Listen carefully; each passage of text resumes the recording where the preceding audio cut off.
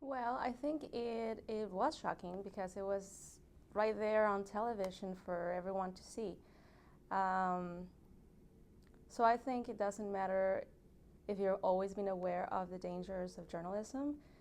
I think learning about journalists being affected or killed will always be shocking for everybody because it's something that it shouldn't happen.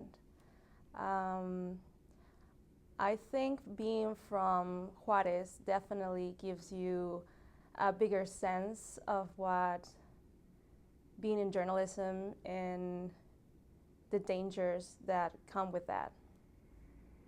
Even in college, when I was supposed to do smaller pieces on the drug war, and I was for the most part residing in El Paso and not in Juarez, I was still fearful about writing about it, even though my pieces were still student and they didn't have one-on-one sources.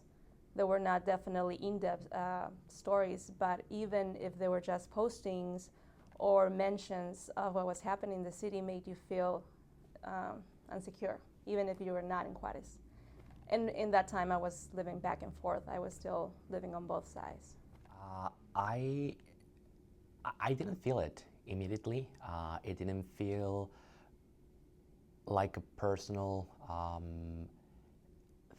thing to me at the beginning. Uh, but it's strange now that I think about it. Uh, I I can relate to it, in the sense that when I started my career as a journalist,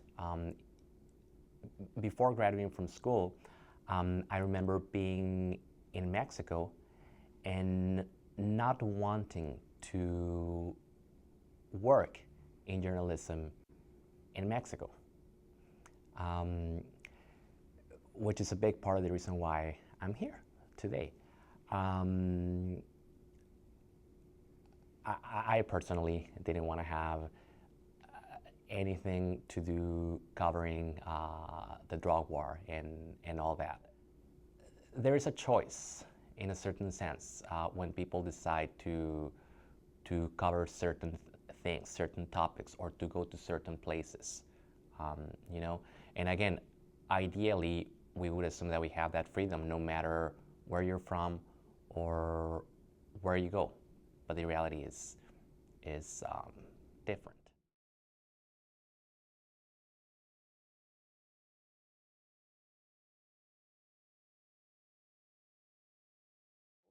Um, I think if someone had some interest or if they were skeptical, yes, I think that would definitely be a factor as to why they would choose not to.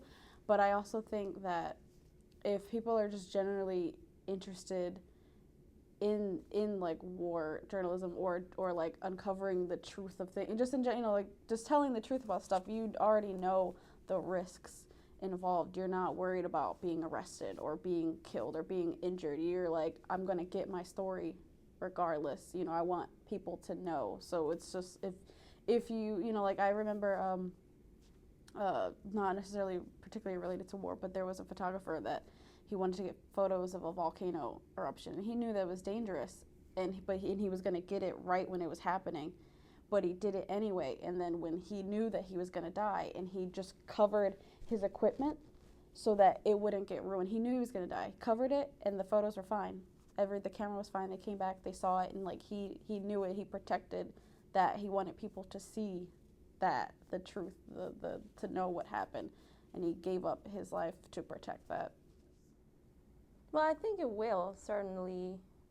A lot of the newest generation will be more fearful, perhaps. I think it will affect, but I think there will always be people that are willing to, you know, um, how do you say? I forgot in English. I think there's always going to be people willing to risk their own lives in journalism. It is part of the job sometimes.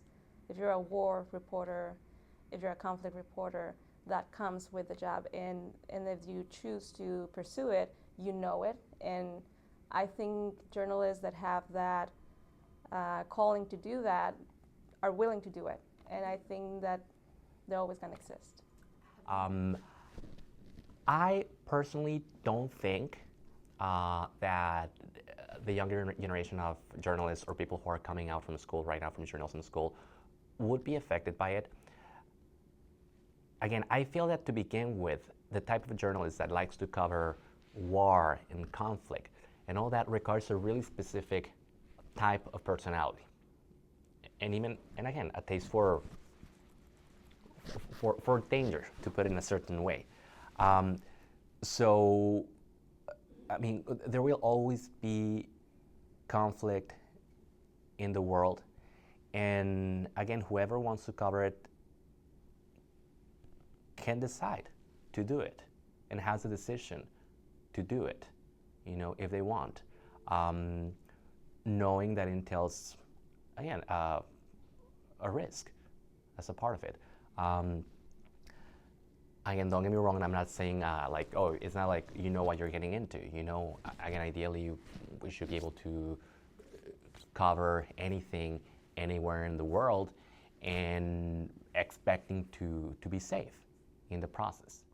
I'm not sure that violence against journalists, people understand that that's a reality.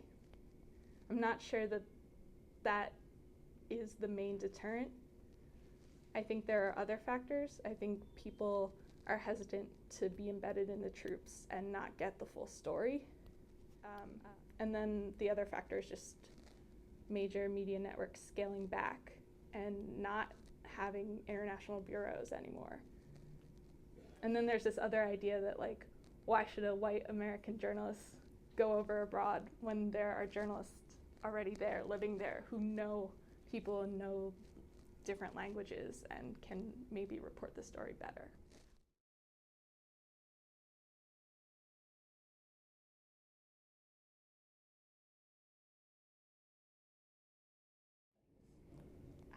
I think it depends on the person, because I'm sure that a lot of people didn't expect what happened in Ferguson to happen to them. I think when reporters are out in the field, they feel almost separated from what's happening around them. They feel a little bit, the police aren't targeting them, they're just recording and they're in the background. They're not actually part of the story. And I don't know if I would be prepared. I think it would just, if something happened, I don't know how I would react. I would hope that I would just keep on doing what I was doing, keep on recording. And if you're going to report on a story abroad and you're going to a war zone or a violent area, you're prepared to do that, and you kind of have time to prepare yourself to do that. But you don't expect that to always happen here. You might expect some First Amendment violations. You might expect a cop to tell you to stop recording and put your camera down, but you probably wouldn't expect them to shoot rubber bullets at your camera. I would hope that most reporters here would just be so angered by that they would just keep doing what they're doing and not be deterred by it. I mean, it's one of those, I guess you don't know until it happens, but I mean, I would like to think that I would jump into action and go right in and take the photo so that people can see. But at the same, if it's something like 9/11, it's just, do you stand there and do you take the photo, or do you run so that it's just, because like I said with the guy with the volcano, it's you don't know if you stay there and you get the photo, how do you know that anyone's going to see, especially if you yourself get taken down by it. But I would like to think that I would be able to do my job. Great question, actually, because like you said, it can happen anywhere. We're not used to it here, but it happens. Yeah, I can definitely see that it would be really helpful to have training about it. It's something that's definitely I don't think it's being addressed, or at least it was not addressed during my years in college at all. And again, keep in mind I was in a border zone between the U.S. and Mexico in this part, the epicenter of the drug war.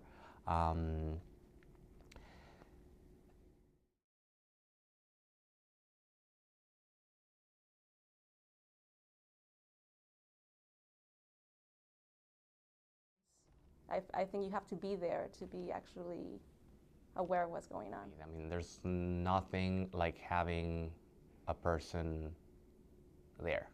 I mean, no doubt about it. Is the risk worth it? I think a lot of people would say yes. And that's why they do it. Yeah, I think that if you send a drone, you'll just get like basic, this is what happened, this is what's happening photos. You don't, like you said, the human aspect of it, you actually, like, when you see emotion or you see tragedy, like, you go towards that, you go towards documenting that. That's the key. That's the thing that's showing exactly what's happening here, not just a big photo, just that one single image. Like, this fully explains the just the whole thing. Like, this is what's happening and this is what it's affecting, and just getting that one element. I mean, I guess at the end, yeah, again, depending on what kind of stuff you cover or what are your interests, I guess there's a part of us in every journalist that thinks that you can change some things or throw a light at something and make things a little bit better by simply researching them and talking about them and exposing them.